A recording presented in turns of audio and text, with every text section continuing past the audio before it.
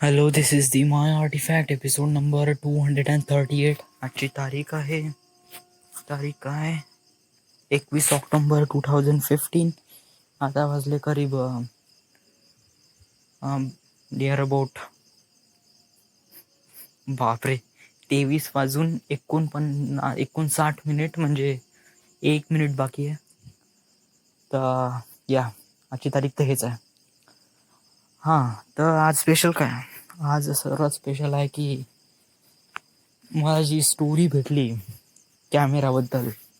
It's a really nice story, really gentle, really amazing.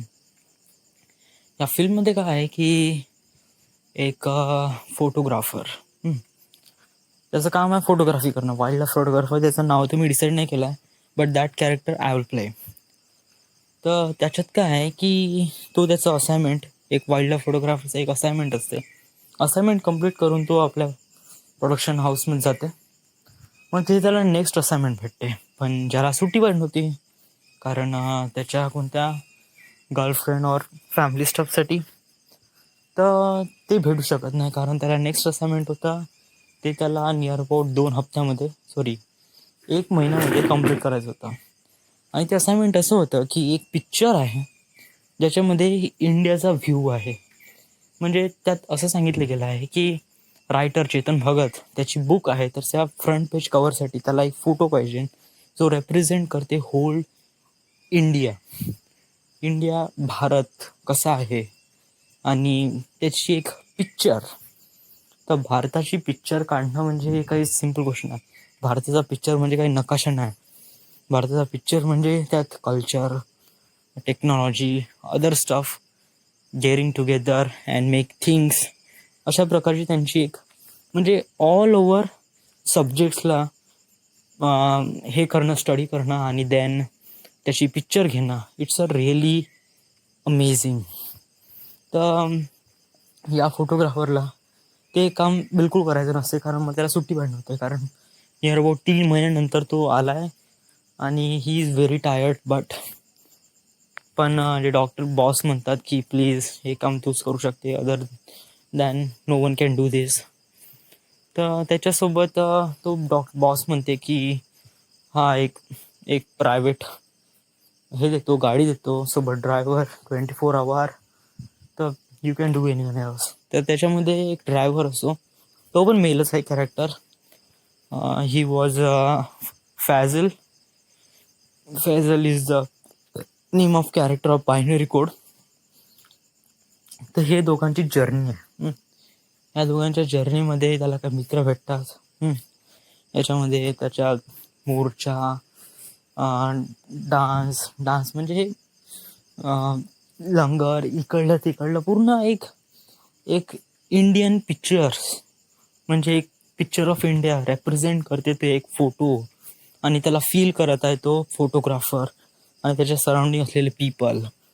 तर म्हणजे हे फिल्म रिप्रेझेंट करते beauty of Indians, beauty of India, what is it and what can be it.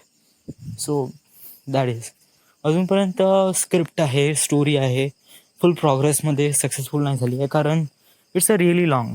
कारण मलाच नाही माहीत का पुढे याच्यात कोणकोणते एलिमेंट टाकायचे आहे. मेक इट फनी और make it serious, make it casual or make it gentle, I don't know. But terms like this, it's a represent of the main crucial fact about the what we are Indians and how can we put in it in the movie. So there is it, and that is the name of film is a camera.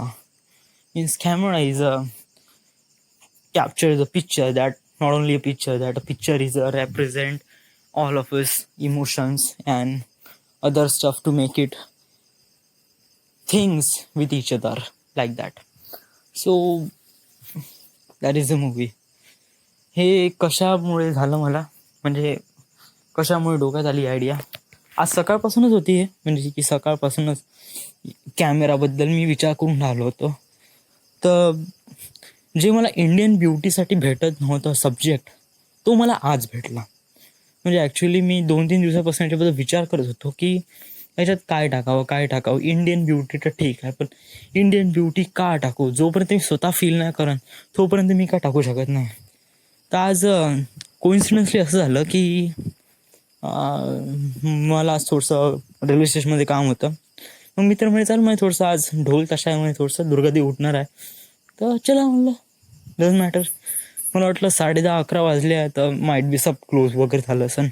पण तिथे गेल्यावर कळलं की साला काय traditional culture आहे आपल्या इंडियामध्ये.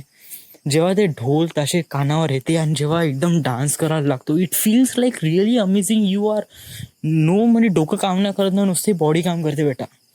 and that feels you really incredible, like you sitting on your, like you dancing on your Tomorrowland concert.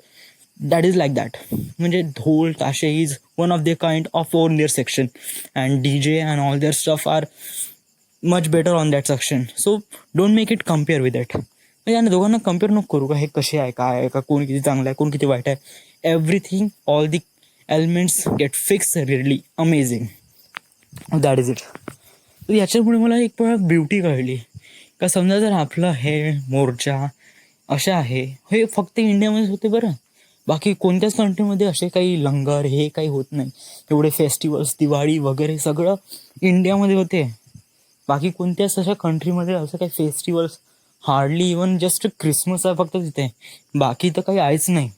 पण आपल्या इंडियामध्ये एवढे सारे फेस्टिवल आहे जे गॅदर करते एकमेकांना.